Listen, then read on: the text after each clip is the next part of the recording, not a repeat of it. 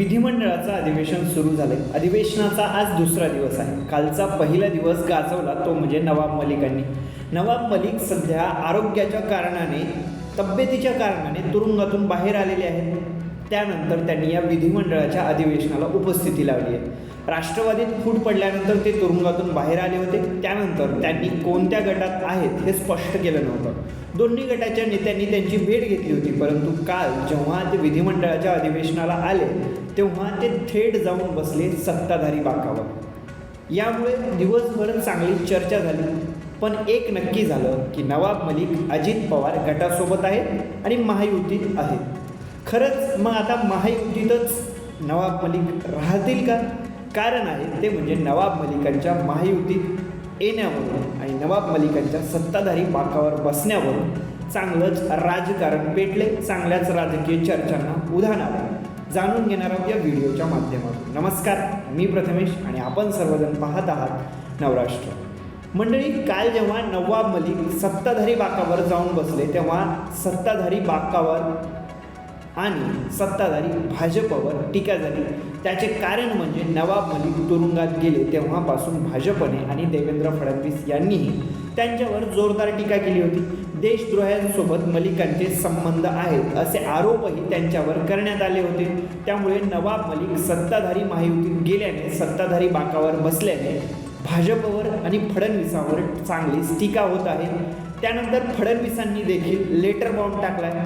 परंतु नवाब मलिक हे नेमके महायुतीत राहणार का याकडे सर्वांचं लक्ष लागलं. उपमुख्यमंत्री अजित पवारांना पत्र लिहित फडणवीसांनी लेटर बॉम्ब टाकलाय. त्या पत्रामध्ये फडणवीसांनी नवाब मलिक विरोधी भूमिका मांडली.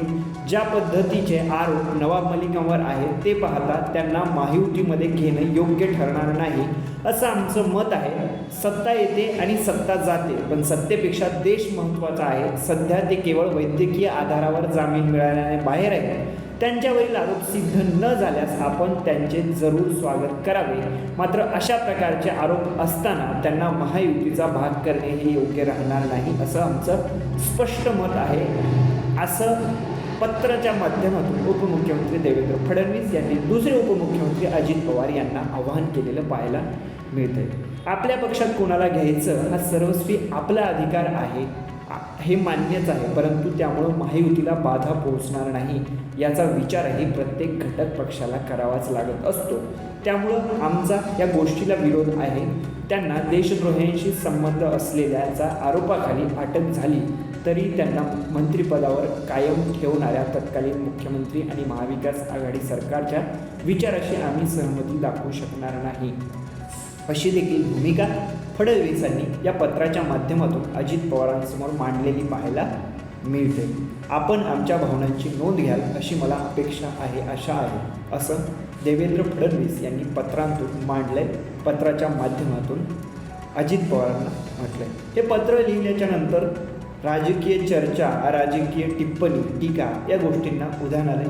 या पत्रावर बोलत असताना जयंत पाटील, राष्ट्रवादी शरद पवार गटाचे नेते यांनी म्हटलंय अजित पवार आणि दुसरे उपमुख्यमंत्री देवेंद्र फडणवीस यांचा एकमेकांकडे फोन नाही का, नंबर नाही का, पत्र लिहिण्याची वेळ कशी आली असं खोचक टीका म्हणा, खोचक टोला म्हणा हा जयंत पाटलांनी लगावलेला पाहायला मिळतो.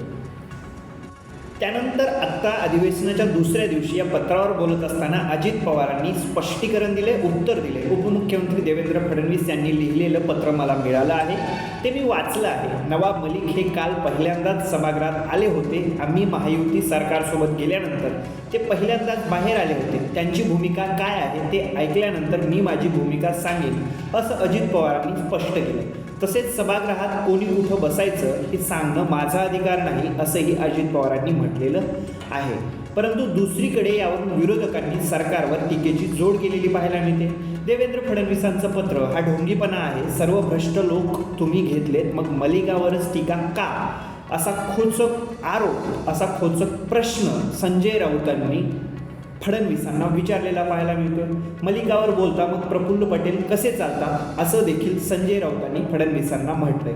तर उपमुख्यमंत्री फडणवीसजी राष्ट्रवादी अर्थात अजित पवार गटाचे खासदार प्रफुल्ल पटेल यांच्यावर मालमत्तेवर ईडीने जप्तीची कारवाई केली होती, ती देखील दाऊदच्या खास हस्तकाशी निगडीत असलेल्या प्रकरणात। जशी तीव्र भावना आपण नवाब मलिकांबद्दल व्यक्त केली, तीच भावना आपली खासदार प्रफुल्ल पटेल यांच्याबाबतही आहे का, याचा खुलासा व्हायला हवा। कारण त्यांनी नुकतेच पंतप्रधान नरेंद्र मोदी यांचे गोंदिया विमानतळावर स्वागत केले होते, असा सवाल पत्र लिहून विधान परिषदेचे विरोधी पक्षनेते अंबादास दानवे यांनी फडणवीसांना केलेला पाहायला मिळतोय। मग एकीकडं देवेंद्र फडणवीस महायुतीत नवाब मलिकांच्या येण्यावरून पत्र लिहून अजित पवारांना स्पष्टपणे भूमिका मांडतात, तर दुसरीकडे सत्ताधारी भाजपावर पुन्हा एकदा विरोधक टीका करतात। भाजप वॉशिंग मशीन असल्याचं अशी आरोप, अशा टीका प्रतिटीका या राज्याच्या राजकारणात नवाब मलिकांच्या येण्यावरून, विधिमंडळात प्रवेशावरून आणि सत्ताधारी बाकावर जाऊन बसण्यावरून पाहायला मिळतोय। सत्तेपेक्षा देश मोठा जर वाटत असेल तर मग आतापर्यंत ज्या ज्या लोकांवर भाजपाने आरोप केले त्यांना सत्तेत सामावून घेताना तुमचा विवेकवाद कुठे गेला होता, असा टोलाही ठाकरे गटाच्या उपनेत्या सुषमा अंधारे यांनी लगावलेला पाहायला मिळतोय। मग आता या सगळ्या गोष्टीनंतर, चर्चेनंतर आज दुसऱ्या दिवशीही अधिवेशनाच्या नवाब मलिक विधिमंडळाच्या अधिवेशनात उपस्थित झालेले पाहायला मिळालेले आहे। यावेळी त्यांनी माध्यमांशी संवाद साधलेला नाही।